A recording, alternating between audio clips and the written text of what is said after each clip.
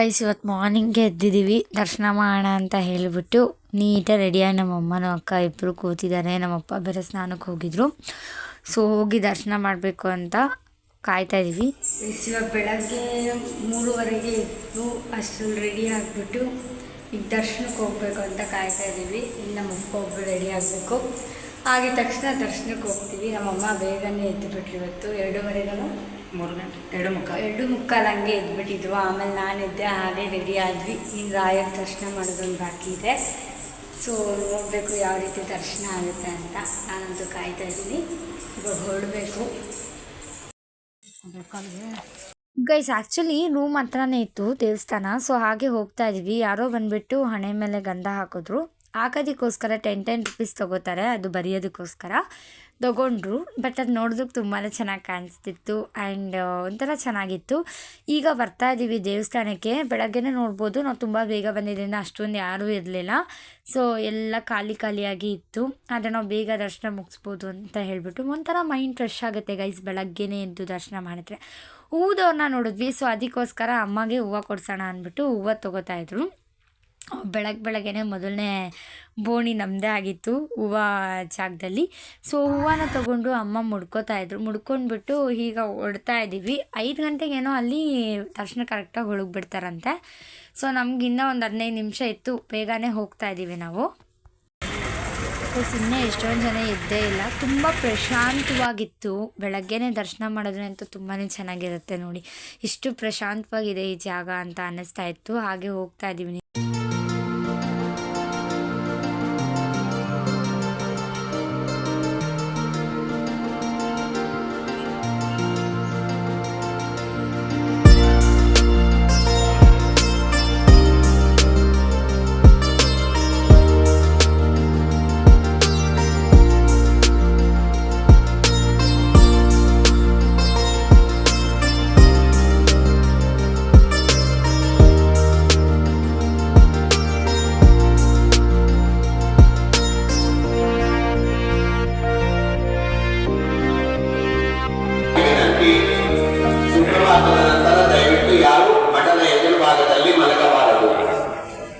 భక్తులకు సూచన, దయచేసి భక్తులు గమనించండి.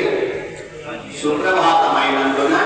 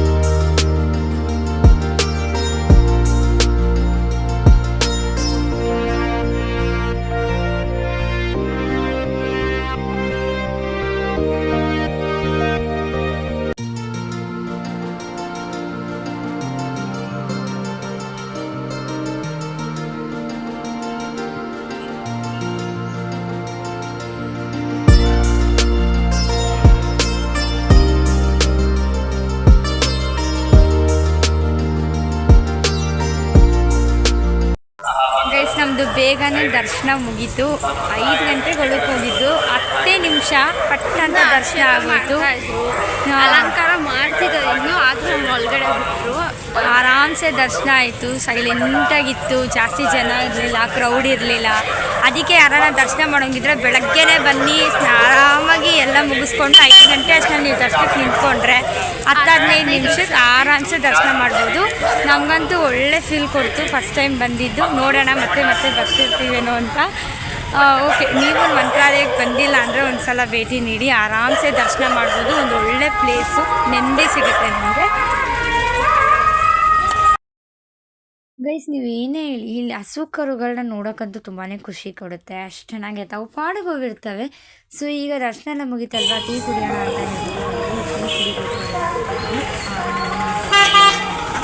ಸೊ ಅದಕ್ಕೋಸ್ಕರ ಕುಡೀಲಿ ಅಂತ ಹೇಳ್ಬಿಟ್ಟು ಬಂದು ಟೀ ಅಂಗಡಿಗೆ ಸೊ ಕುಡಿತಾ ಇದ್ರು. ನೋಡಿ, ಹಸು ಕರುಗಳೆಲ್ಲ ಎಷ್ಟು ಚೆನ್ನಾಗಿ ಹೋಗ್ತಾ ಇದೆ ಅಲ್ವಾ. ಗೋಶಾಲೆ ಬೇರೆ ಹತ್ರನೇ ಇರೋದ್ರಿಂದ ಎಲ್ಲ ಹಸು ಕರುಗಳು ಅಲ್ಲೇ ಇರ್ತವೆ. ಫೈನಲಿ ರೂಮಿಗೆ ಬಂದ್ವಿ. ಇನ್ನೂ ಏನು 7 ಗಂಟೆನೂ ಆಗಿರಲಿಲ್ವಲ್ಲ. ಸೊ ನನಗಂತೂ ಕಾರ್ಟೂನ್ಸ್ ಹಾಕ್ಕೊಂಡು ನೋಡ್ತಾ ಇದ್ದೆ. ಈಗ ಬಂದು ನಿಯರ್ ಬೈ ಯಾವ್ಯಾವ ಪ್ಲೇಸಸ್ ಇದೆ ನೋಡೋಣ, ಕವರ್ ಮಾಡೋಣ ಅಂತ ಹೇಳ್ಬಿಟ್ಟು ಬೆಳಗ್ಗೆನೇ ಹೊರಡ್ತಾ ಇದ್ವಿ. ಸೊ ಇನ್ನೂ ಟಿಫನ್ ಕೂಡ ಮಾಡಿಲ್ಲ, ಇನ್ನು ಏನು 7:30 8 ಆಗಿತ್ತಲ್ವ ಬಿಡಿ ಅಂದ್ಬಿಟ್ಟು ಹಾಗೆ ಹೊರಡ್ತಾ ಇದ್ದೀವಿ. ಸೊ ಯಾವ್ಯಾವ ಪ್ಲೇಸಸ್ಗೆ ಹೋಗ್ತೀವಿ ಅಂತ ನೀವು ನೆಕ್ಸ್ಟ್ ಪಾರ್ಟಲ್ಲಿ ನೋಡಿದ್ರೆ ಅರ್ಥ ಆಗುತ್ತೆ. ಸೊ ಈ ವಿಡಿಯೋ ನಿಮ್ಗೆಲ್ಲರೂ ಇಷ್ಟ ಆಗಿದೆ ಅಂದ್ಕೊಳ್ತೀನಿ. ಸೊ ಇಷ್ಟ ಆಗಿದ್ರೆ ಲೈಕ್ ಮಾಡಿ, ಶೇರ್ ಮಾಡಿ, ಕಮೆಂಟ್ ಮಾಡಿ, ಸಬ್ಸ್ಕ್ರೈಬ್ ಮಾಡಿ. ಬಾಯ್.